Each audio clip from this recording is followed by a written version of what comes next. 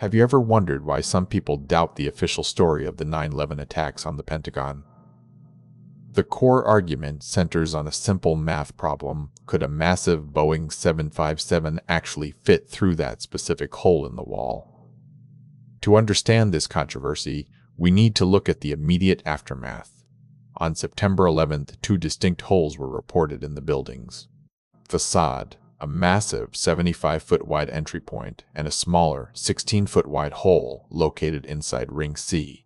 Conspiracy theorists, including author Thierry Masson, argue that the official narrative ignores the size of the second hole. They claim this 16-foot opening was presented as the full extent of the damage, yet a Boeing 757 is over 125 feet long.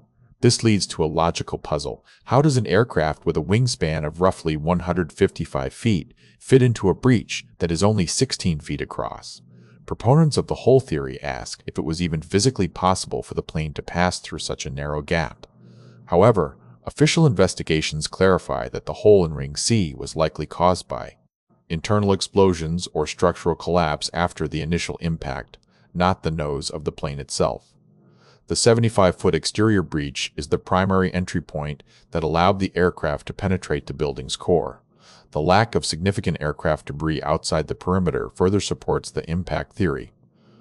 If a large plane had been pushed through a tiny hole, we would expect to see massive wreckage scattered around the site, yet the area remained relatively clear of such debris. Ultimately, the discrepancy arises from focusing on a secondary structural failure rather than the initial catastrophic impact. The physics of the 75-foot hole aligns with the size of the Boeing 757, resolving the apparent contradiction regarding the plane's entry. So, there you have it. The math checks out when we look at the correct breach. What do you think about how these structural details shape our understanding of historical events? Let me know your thoughts in the comments below.